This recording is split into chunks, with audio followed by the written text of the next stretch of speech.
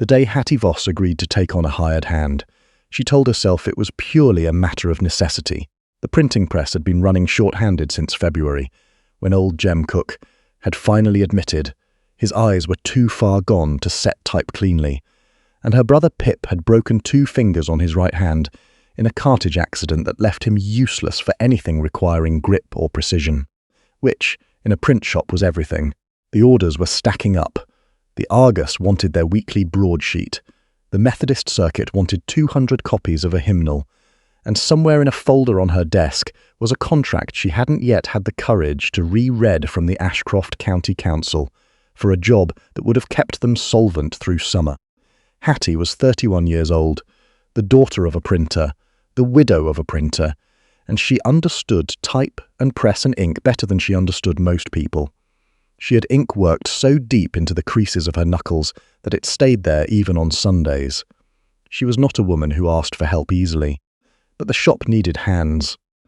And so when a man came to the back door of Voss & Cook Printers on a Tuesday morning in March, just stood there in the rain with his hat in his hands and asked, in a voice that was quiet and unhurried, whether she had work. She looked him over the way. She looked over everything she wasn't sure about. Carefully. Without committing herself, he was not what she expected.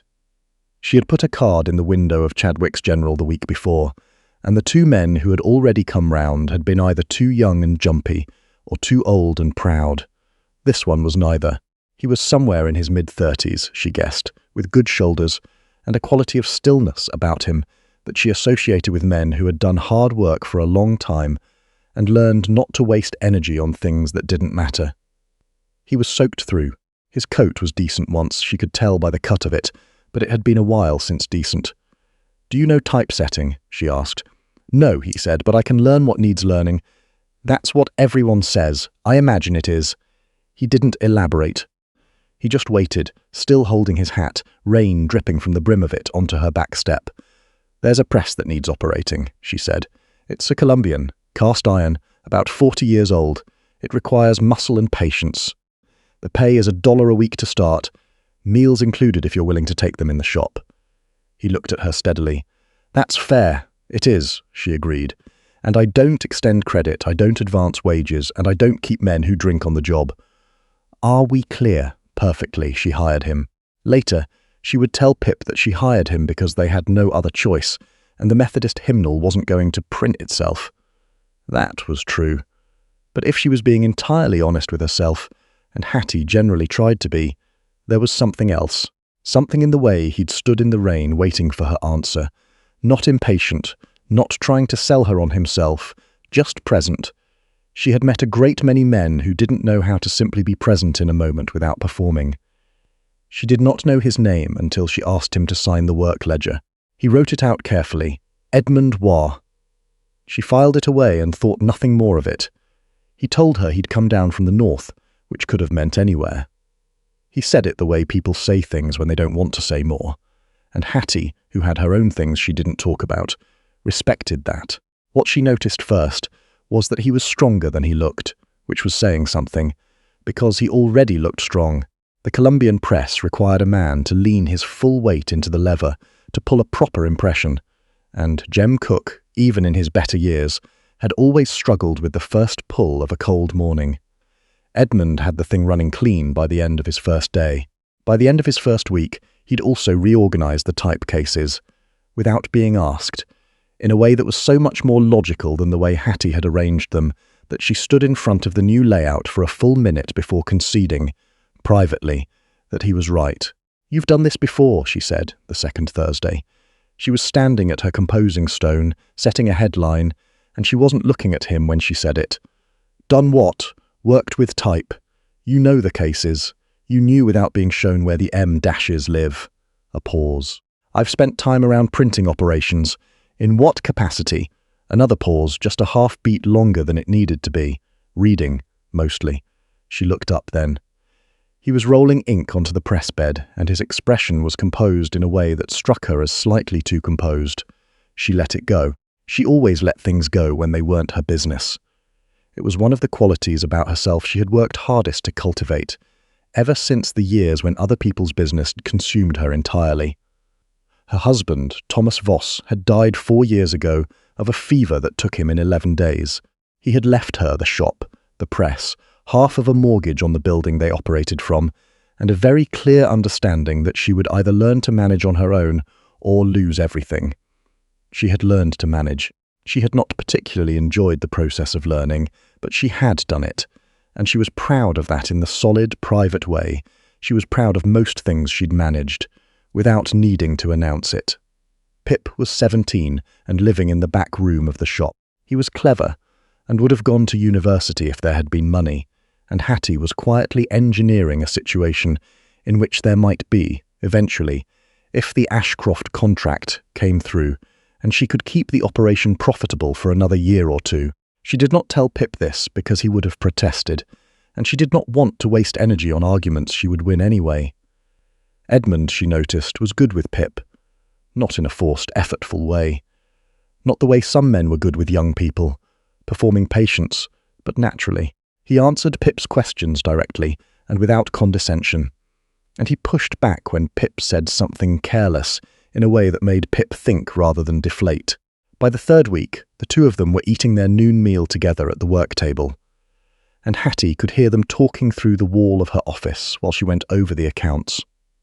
She told herself she didn't care, one way or the other, what her hired hand did with his hours when the press wasn't running. It was the Ashcroft contract that changed things, though she didn't realise it at first. The county council wanted a print run of 400 notices, a reformatted legal register, and an ongoing contract to produce all official documentation for the district. It was more work than Voss and Cook had handled in any previous year, and it came with a condition. The shop would need to demonstrate capacity for a more complex compositor job, which meant Hattie needed to either hire a trained compositor or prove she had the equipment to handle it herself. She had the equipment.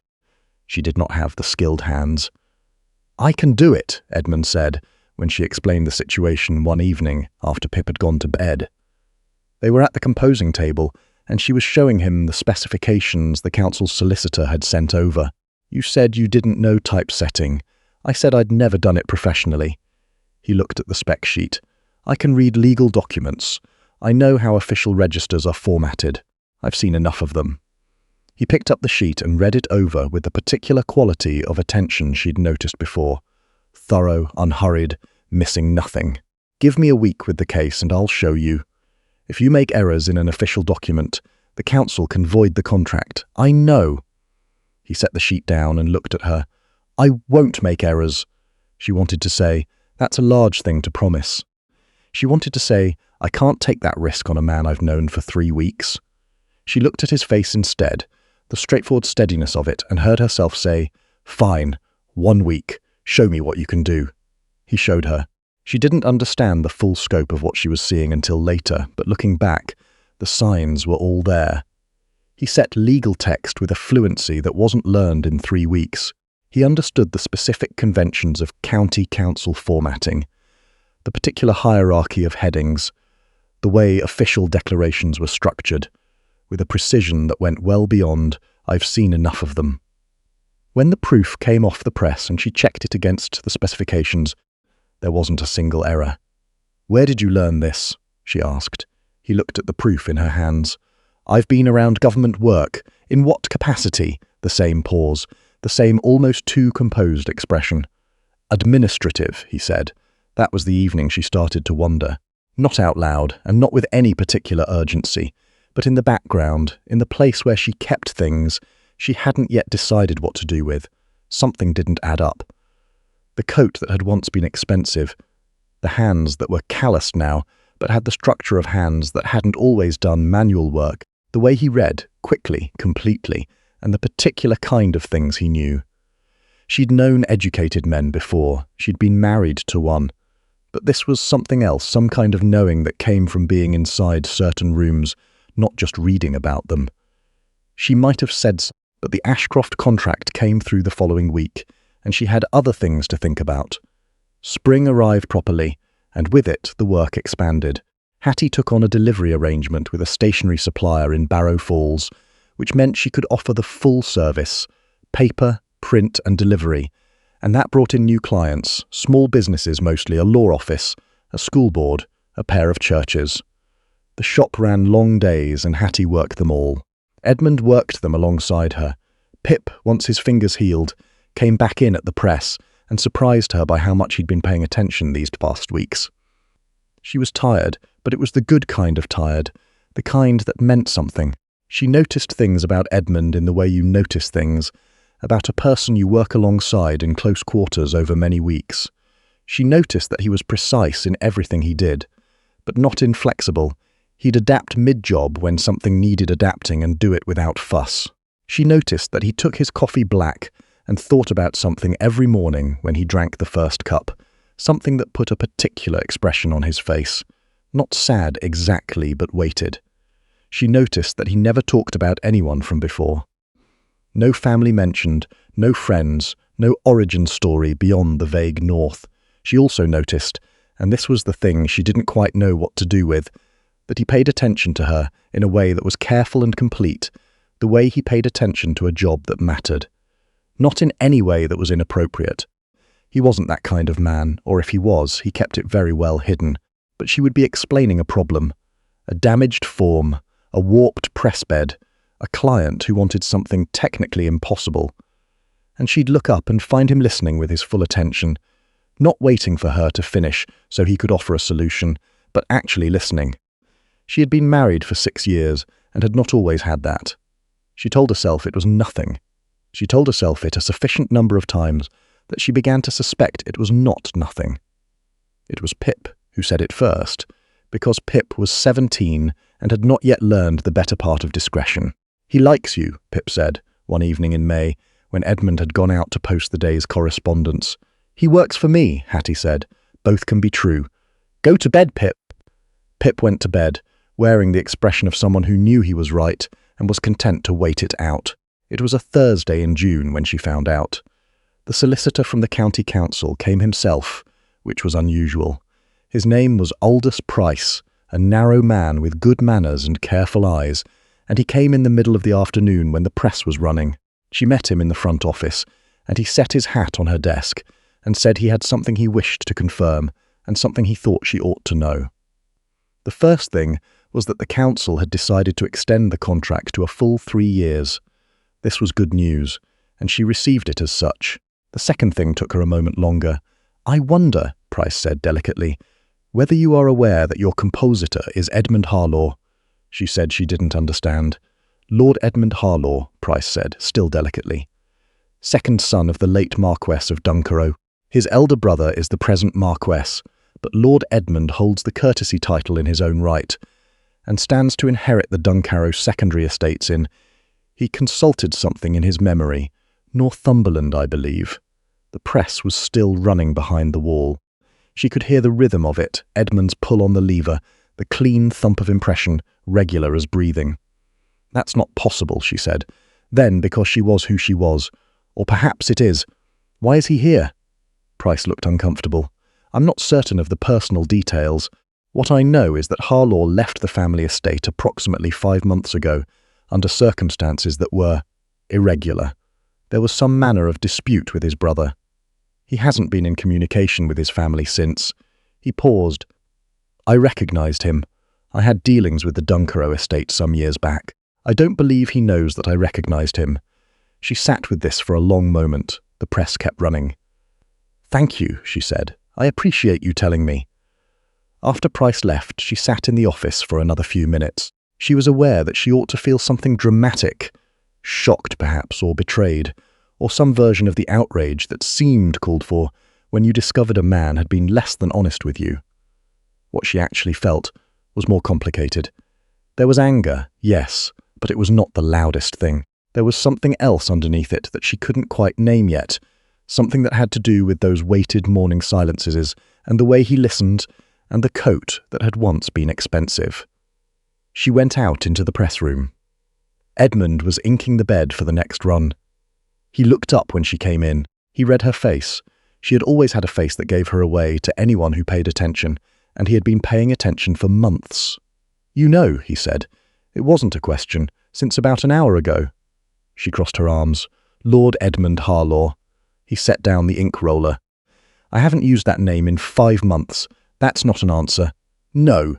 He was quiet for a moment. My brother and I disagreed fundamentally about the use of the estate, the tenants, obligations, things that couldn't be reconciled. I left. He looked at her steadily. I needed to be somewhere that had nothing to do with any of it. I needed to work with my hands and be responsible to someone for something concrete and real. And you didn't tell me who you were. No. Why not? He was quiet for another moment. Because you would have treated me differently. She considered this. Maybe. Not maybe. I've watched you for 5 months, Hattie. You are entirely capable of working alongside a man and respecting his work and liking him well enough. But the moment a title enters the room, something closes off. I've seen it. You did it with Price this afternoon, I'd wager. Became very correct, very professional. The thing that makes you, he stopped. Started again. I needed you to know me first. She didn't say anything for a moment.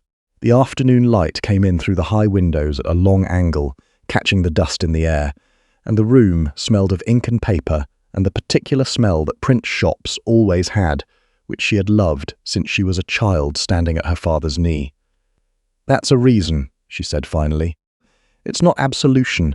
I know it isn't. She looked at him.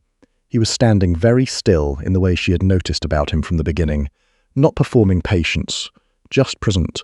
I'll need to think, she said. Of course, she thought for 3 days. She went about her work and she thought, and it wasn't a comfortable 3 days. She was angry. She came back to that, worked through it properly, acknowledged it. He had lied to her, or at minimum had allowed her to operate under a false understanding of who he was. That was real. It mattered. And then she thought about the other things, the ones that were also real. The Methodist hymnal delivered on time, the Ashcroft contract, the type cases that made sense now. The way Pip talked to her differently since Edmund arrived. Not because Edmund had set out to influence him, but because having a competent, serious adult man in proximity had quietly raised Pip's own standard for himself. The way she felt at the end of a working day, not just tired but satisfied, in a way she hadn't felt in years. She thought about what it would cost to let that go. She also thought, and this was the part that was hardest to look at directly, about the fact that there was a man out there somewhere with a title and an estate, and presumably access to far more refined and suitable companionship than a 31-year-old printer's widow in a market town. And he had chosen to spend 5 months setting type and pulling levers and listening to her explain problems and taking his coffee black in a shop that smelled of ink. She wasn't the kind of woman who needed rescuing. She had never been that kind of woman, and she had paid for it sometimes. That quality in herself. Paid for it in loneliness and a particular kind of isolation that came from being capable in ways that other people found convenient but didn't quite know how to love. She was not going to become a different woman. She called him into the office on the 3rd evening. I'm not going to pretend what happened is something I can simply set aside, she began. She was standing behind her desk because she needed the desk between them for this conversation. You made a choice to conceal who you were, and you had your reasons, and I've listened to them, and I still think it was wrong. Yes, he said. He didn't flinch from it or dress it up. But I'm also not going to pretend the past 5 months were nothing. She looked at him across the desk. You are good at this work. You are good in this shop. And she paused, because this was the part that cost something to say aloud. I don't want to lose that, either of it. He was watching her. Neither do I. There will be conditions. I expected conditions. You stay on as compositor. The work is real and I intend to pay you for it, properly, whatever your other circumstances are. I'm not running a charity and I'm not running an aristocrat's hobby. If you work here, you work, understood, and I need to know, I need to understand what your situation is with your family, because I am trying to build something here that has a future. And I need to know whether the man standing in my press room is going to be called away tomorrow by some obligation I don't know about. He took a breath. My brother and I were in dispute over the future of the Dunkero tenants. He wanted to clear the estate for improved pasture. I was against it. I left when I realized I had no legal ability to stop him and no remaining ground to stand on as long as I operated within his household. I've since been in correspondence with a solicitor of my own. He said it calmly. The dispute has not resolved, But my presence in Northumberland is not required. I am not going to be called away." She looked at him for a long moment. "And the title, what about it? You're Lord Edmund Harlaw. You have estates. You have a family name and a set of obligations and a social world. That," she gestured, trying to find the right word, "that is not this." She looked at the press room through the open door. "I am not a woman who wants to become someone she's not in order to fit into a world she doesn't belong to. I want to be clear about that. I know that about you," he said, and then carefully, "it's one of the things I knew about you before I knew very much else." She looked at him. "I'm not asking you to become anyone," he said. "I'm not asking anything, not tonight. I only wanted you to know that I'm not here because I ran out of options. I'm here because this," he looked at the press room in his turn, "is where I want to be." She uncrossed her arms. She hadn't realized she'd crossed them. "I'll think about the rest of it," she said. She was not going to say the personal part, it was too absurd. The other considerations. "Of course," he said. And then, with the faintest edge of something that was not quite a smile, "I've had 5 months of practice at waiting for your decisions." She didn't smile back. She almost did. "Go home," she said. "Press runs at 7. What nobody tells you about untangling your life from the shape it has been is that it happens quietly, mostly. Not in dramatic scenes, but in small daily choices, in the particular way you do or don't let your guard down on a Tuesday morning." That was what Hattie found in the weeks that followed. She didn't announce anything. She didn't make declarations. She told Pip the short version of the truth, that Edmund was not who he'd said he was, that he'd explained himself, and that she had decided to let him stay on. And Pip received this with such studied calm that she was certain he'd suspected something for weeks and was diplomatically keeping it to himself. What changed was small things.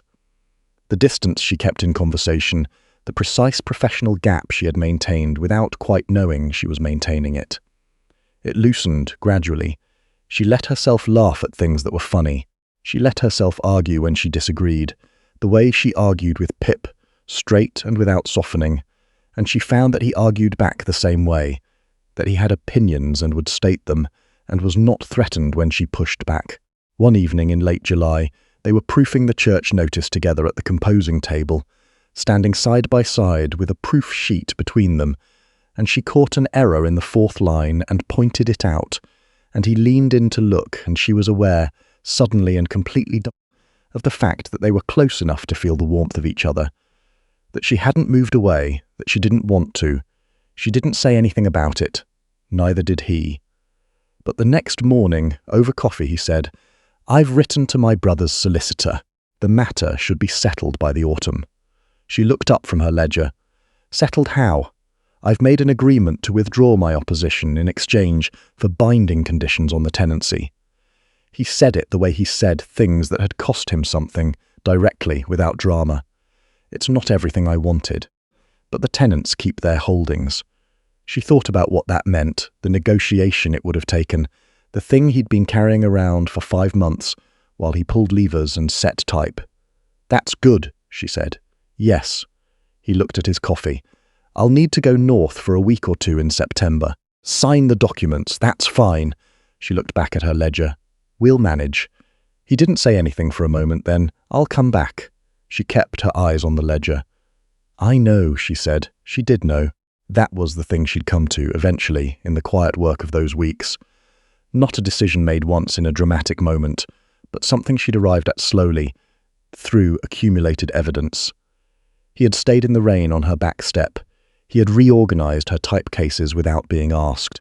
He had spent 5 months working for $1 a week and eating his meals in the shop. Not because he had no other options, but because he had chosen this, had chosen her, in the clearest possible way a person can choose something, with his time and his hands and his full, steady attention. She was not a woman who needed to become someone else. She was also not a woman who had to remain alone, because the only people who loved her well turned out to be complicated. Those 2 things, she had decided, could coexist. Edmund came back from Northumberland on a Thursday, 3 weeks into September, and brought with him a signed agreement from his brother's solicitor and very little else. He looked tired in the way people look after they've put something down that was heavy. The press was running when he came in the back. She was at the composing stone. She looked up and said, "How did it go?" "It's done," he said. "Good." She looked back at her work for a moment. Then she said, without looking up, "I spoke to Pip while you were away." "About what?" "About the shop, expanding. I've been thinking about whether there's a case for a second press. We're turning work away." She set down her composing stick. "I wanted his opinion, since he'd be affected by the decision. And he thinks it's a good idea." She looked up then. "I also told him about us, or the prospect of it. I didn't want him to be surprised." Edmund was very still. "What did he say?" he said. She kept her voice level because she was not going to make this sentimental if she could help it. "I told you so." She paused. "He said it 3 times, in fact. I may have created a problem for myself there." The corner of Edmund's mouth moved. "And what did you say?" "I told him to go to bed." She looked at him steadily. "I'm not going to stop running the shop. I'm not going to stop being who I am, I know, and I'm not interested in any of the formal, the social." She made the gesture she'd made before, trying to find words for a world she didn't belong to. "Hattie," his voice was quiet. "I left that world. I chose this one. What you are, what you've built, is not something I'm going to ask you to set aside. It's the reason I'm here." She looked at him for a moment. The September light came in through the press room windows at a low angle, and the room smelled like it always did, like ink and paper and the particular dust of type. She had loved that smell her whole life. "The other press would need to go in the back storeroom," she said. "We'd have to rearrange." "I can help with that," he said. "Tomorrow if you want." "Tomorrow then." She picked up her composing stick. "There's coffee if you want it. I think Pip left some on." Edmund Harlaw, Lord of Dunkero's secondary estates and second son of a marquess, hung up his coat on the hook behind the door where it always hung and went to find the coffee. And the press kept running, as it always did, clean and steady, the way good work sounds when it is done by people who have chosen to do it together.